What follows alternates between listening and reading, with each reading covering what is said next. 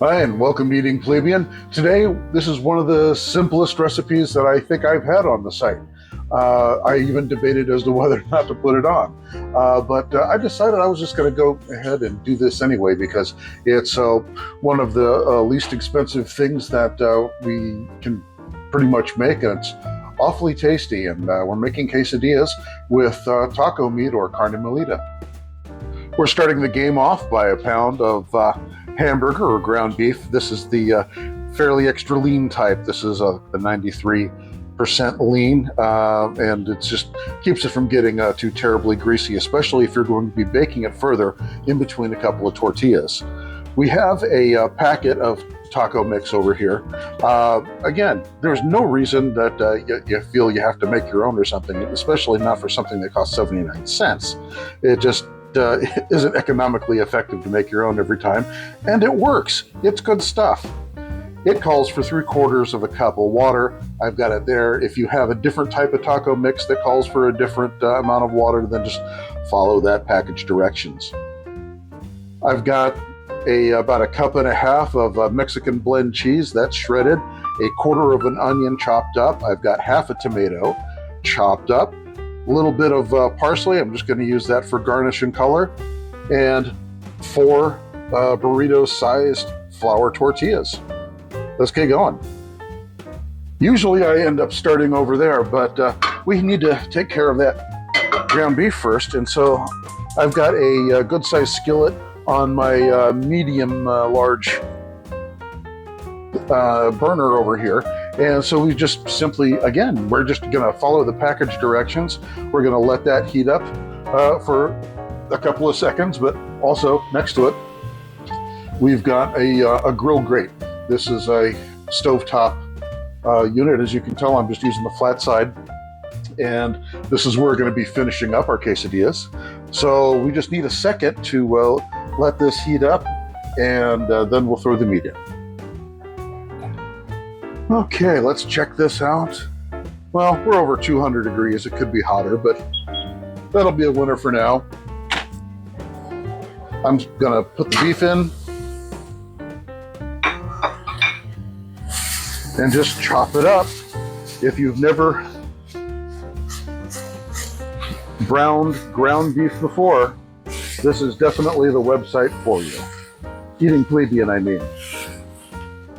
We've got stainless steel cookware for the most part. It's what I tend to prefer.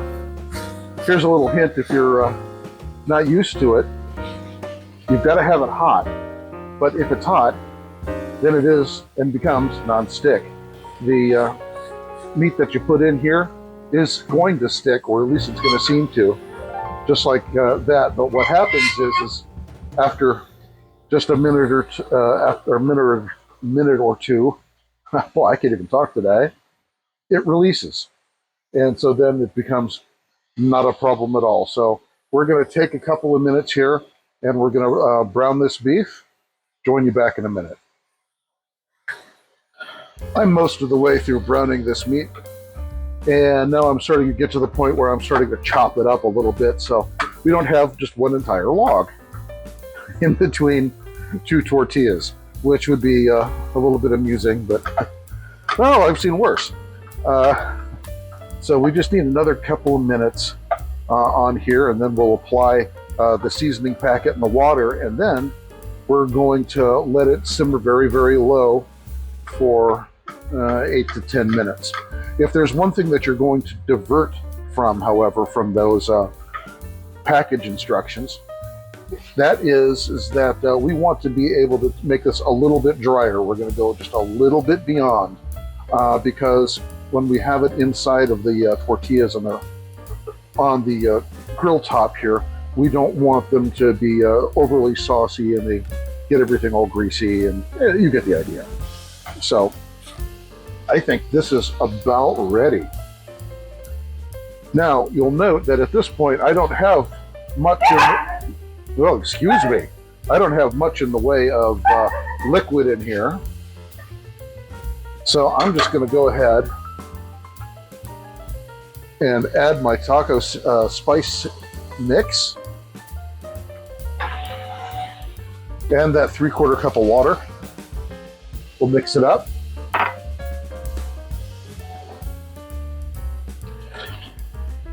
I turned the heat up just a second ago, and that's to accommodate for the fact that we got room temperature water in here, and I want to bring it back up to a simmer.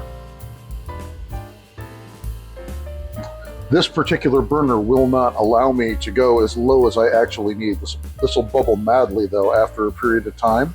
So I'm going to switch it back here to my low simmer burner with a diffuser on it. That will allow me to be a little gentler with the whole mix. So I'm going to start up that burner, put it almost at dead low.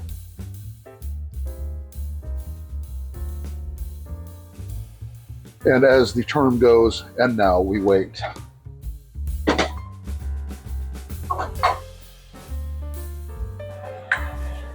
And after about 8 minutes, I'm going to call it.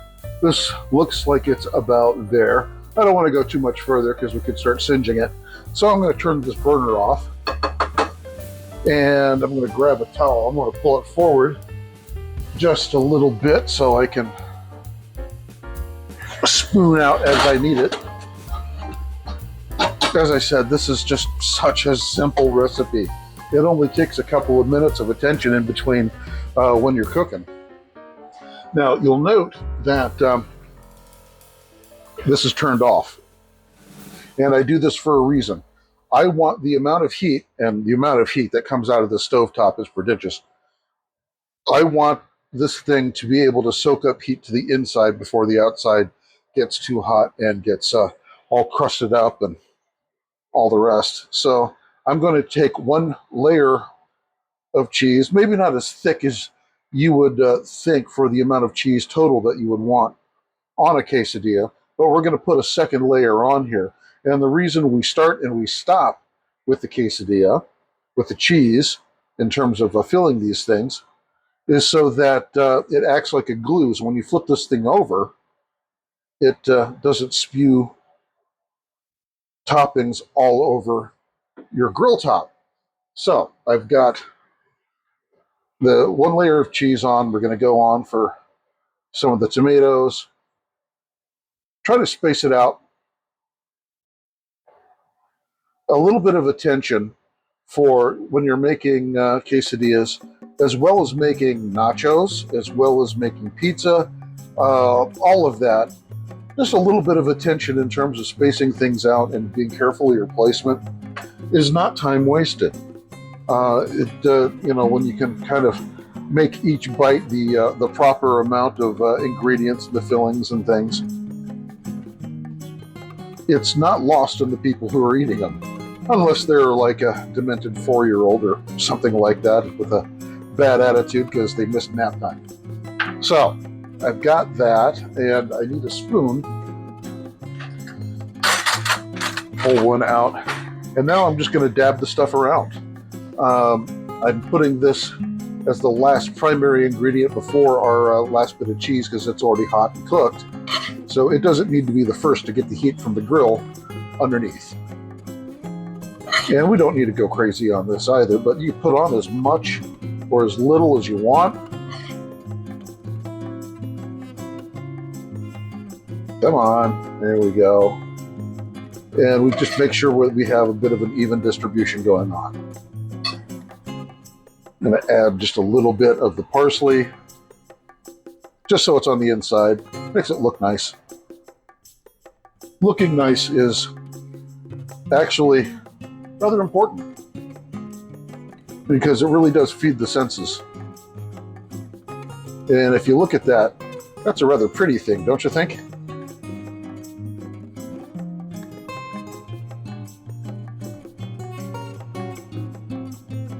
Maybe a little bit more. There we go. Okay. So this acts as a binder to glue it to the top tortilla.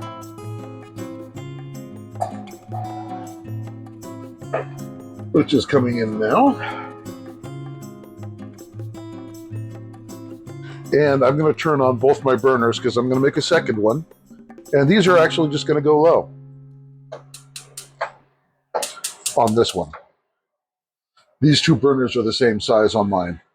So we've got that ready. I can just pull this back because it's not hot yet.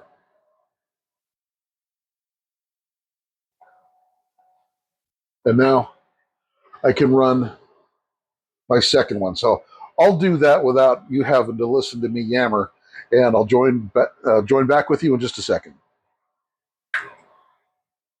It's been about three and a half minutes, and I'm going to give just a nice little press down.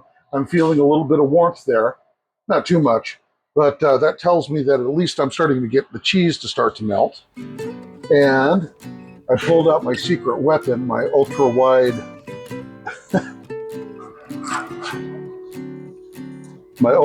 one here. Now I can just flip over. That looks right and proper. This one shouldn't be too far behind. I'm just going to check it. I think that one probably can get flipped as well. But we were successful in that I was able to flip it over without dumping stuff all over the grill top. And so that's why we have the cheese arrangement in that fashion. So we're just going to go for another maybe 2 minutes. Now remember, this is all heated up now. And so it's going to take much less time on this, on what was previously the top side. So back in a minute. And about a minute and a half later, checking on these guys, and we look like we are done. It is time to plate. So, one other last word though. What am I doing with all the rest of this Carne Molida? Well, that's a secret. I actually have plans for this. I didn't make it thinking I was going to just use a couple of tablespoons out of it. So we'll go on to plating. See you there.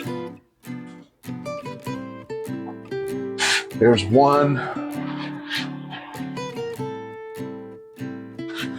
There's the other. Gonna grab my knife and see what magic we have here. I'm getting a bit of crunch. That's good without it being hard.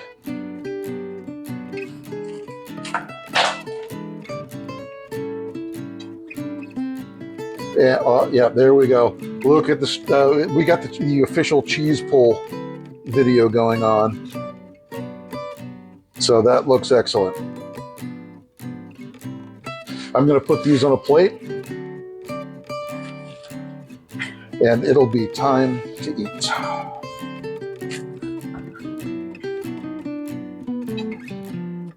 Yep, more cheese pull. I love that. So we've got our completed quesadillas, and they look really nice. And I think this is something that a lot of us would probably dig in on. Serve it with your favorite salsa, sour cream, or anything else that you want to put on there. Some maybe even hot sauce or taco sauce. But wanted to say thank you, and please do me a favor. And it's not just the normal request. Please hit the like and subscribe buttons. It helps me out immeasurably. This is still a new channel. I'm only a couple of months old, and we've got a little bit of having to go through our paces in order to get my content out there. And we want to be able to get this to all the people out there who really have been spending a whole lot of money on takeout and restaurant expenses, that sort of thing, with the way wages have not caught up with costs these days. And in fact, for the last several years, a lot of us feel the pinch. Anyways, have a good evening, and I'll catch you next time.